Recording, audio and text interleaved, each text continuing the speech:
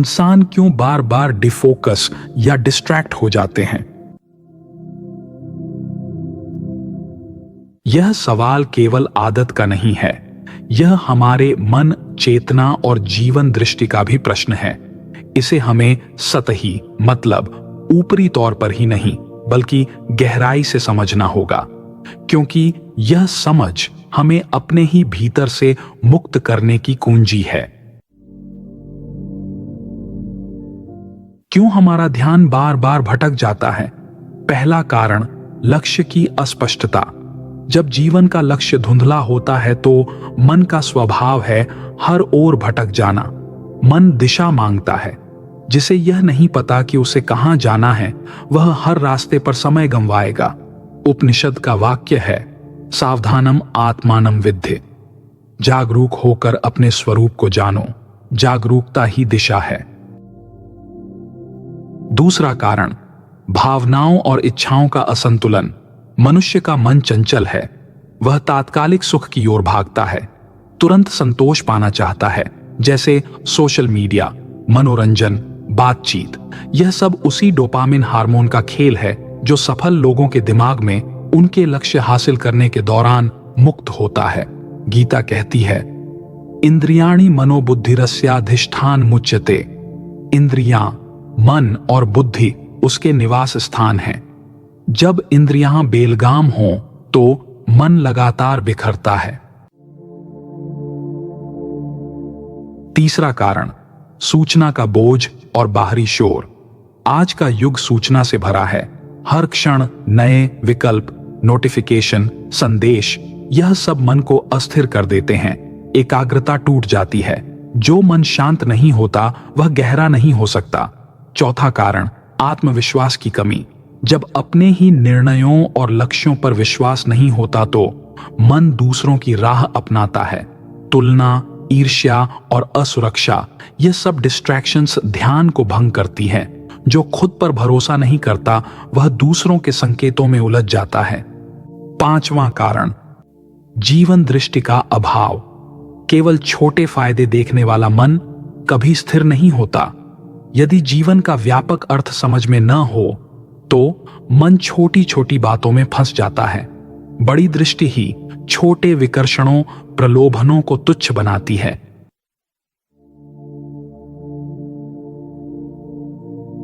गहरा समाधान एक, यह केवल तकनीक का नहीं, दृष्टिकोण का भी प्रश्न है। डिस्ट्रैक्शन केवल आदत नहीं, सोच की दिशा है। तुम्हें इसे साधना होगा। गहरा समाधान दो, लक्ष्य का स्पष्ट संकल्प। प्रश्न करो, मैं कौन हूं और मुझे क्या चाहिए? एक वाक्य में अपने उद्देश्य को लिखो। हर दिन उसे पढ़ो और याद रखो। वेद कहते हैं, संकल्प मूलम कर्म। संकल्प ही हर कर्म की जड़ है। जब संकल्प स्पष्ट हो तो राह भी साफ हो जाती है। गहरा समाधान तीन, ध्यान और मन का अभ्यास। रोज कुछ समय शांति से बैठो, श्वास पर ध्यान दो, विचारों को आते जाते देखो, मन की गति को बिना लड़ाई के समझो। धीरे धीरे उसका प्रवाह शांत होता जाएगा। मुंडक उपनिषद कहता है, यदा पश्यः पश्यते रुक्म वर्णम तदा विद्वान पुण्य पापे विधूय। जब आत्मा का स्वरूप दिखे तब पाप और पुण्य दोनों मिट जाते हैं। ध्यान ही वह दर्पण है जिसमें तुम अपना स्वरूप देख सकते हो। गहरा समाधान चार, इंद्रिय नियंत्रण और नियम। दिनचर्या को नियम में बांधो। कब फोन देखोगे, कब पढ़ोगे, कब आराम करोगे, सब तय करो। अनुशासन बंधन नहीं, आजादी है। छोटे छोटे नियम मन को दृढ़ बनाते हैं। गीता कहती है, युक्ताहार विहारस्य युक्त चेष्टस्य कर्मसु। आहार, विहार और कर्म सबका संतुलन जरूरी है। गहरा समाधान पांच, पर्यावरण या अपने माहौल का निर्माण। जहां काम करते हो वहां साफ सफाई रखो, फालतू चीजें हटाओ, काम और ध्यान के लिए एक शांत जगह बनाओ। परिस्थिति का असर मन पर पड़ता है। पर्यावरण बदलना ध्यान को आसान बनाता है। गहरा समाधान छह, आत्मविश्वास और आत्मस्वीकृति। खुद को स्वीकार करो, जैसे हो वैसे ही। तुलना कम करो, अपनी गति पर भरोसा रखो। खुद को हमेशा याद दिलाओ, मैं योग्य हूं, मैं कर सकता हूं। आत्म संयम का बीज आत्म स्वीकृति से ही उपजता है। गहरा समाधान 7, सही संगति करना शुरू करो। वेदों में कहा गया है, सत्संगत्वे निस्संगत्वम, सत्संग से आसक्ति छूटती है। उनके साथ रहो जो तुम्हें आगे बढ़ने की प्रेरणा दें। अच्छी किताबें भी संगति हैं, अच्छी बातें, अच्छे लोग, अच्छी फिल्में, अच्छा संगीत, यह सब तुम्हारे विचार बनाते हैं। हम वही बनते हैं जिनसे हम घिरे रहते हैं। सार, मन वही करता है जिसमें बार बार जाता है।